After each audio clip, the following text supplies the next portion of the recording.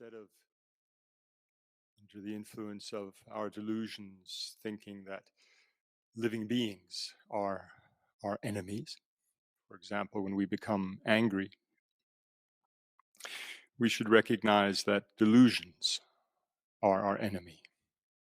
Delusions are the enemy of living beings, and that living beings are our kind mothers.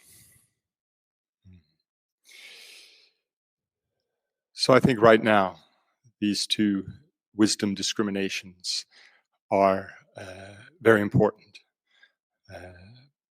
Obviously, this is a very intense time in our country, and people are experiencing very intense emotions, grief, confusion, anger, rage, hurt, anxiety, fear. Some people experiencing these very powerfully. And sometimes when these powerful feelings arise in our mind, we don't know what to do with them. In particular, as regards our meditation practice, almost feels like they have no place in our meditation practice. So that's definitely not the case. So it's very important that if and when such powerful emotions arise, powerful unpleasant feelings arising in our mind, it's very important that we practice according to Venerable Geshe Kelsang Gyatso Rinpoche's instructions in how to solve our human problems, where he says we welcome wholeheartedly these unpleasant feelings. They are, as Genla Dekyong said, bad weather. Or as Geshe says in How to Solve Our Human Problems, the storm cannot destroy the sky. Unpleasant feelings do not have the power to destroy the clarity and purity of our mind. So therefore, we can welcome these emotions when they arise and allow ourselves to fully acknowledge them and observe them so that we can see clearly what are the delusions at work within our mind, creating these unpleasant feelings and distorted perceptions, for example, of blaming other people for our suffering. When in fact, as we know, our suffering is coming from our own mind, and in particular from the delusions within our own mind. And if, as we see in our country, we see people doing terrible things to one another, we see acts of violence and brutality being committed, and we want to blame other people, we need to understand that what is motivating people to engage in hurtful actions towards others is also delusion.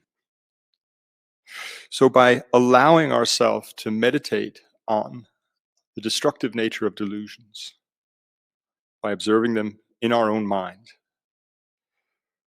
we can develop a strong, powerful wish to destroy our delusions. And I think this right now is such an important point, because as Genla Dekyong stressed, we are allowed to become angry at our delusions.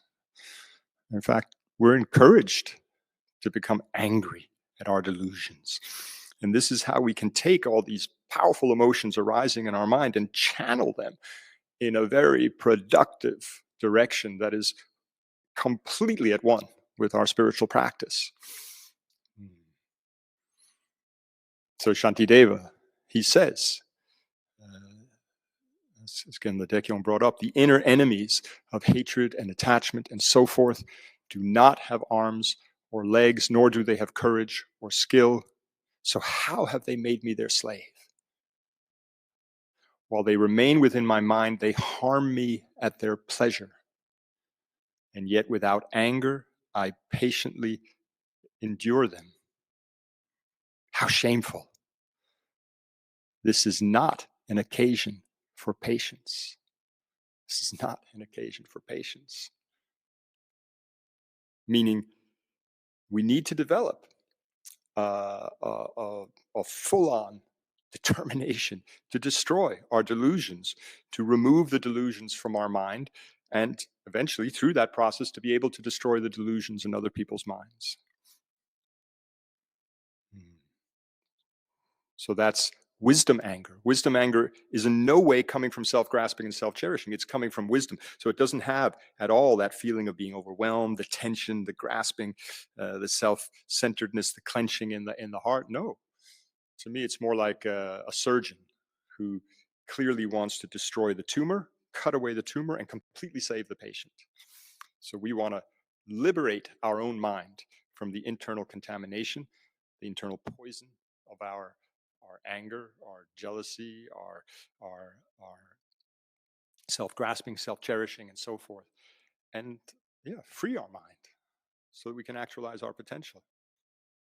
That's actually just renunciation, isn't it? Wishing to liberate ourselves from the causes of suffering. And if we direct that towards others, it's compassion, wishing to liberate them from their causes of suffering.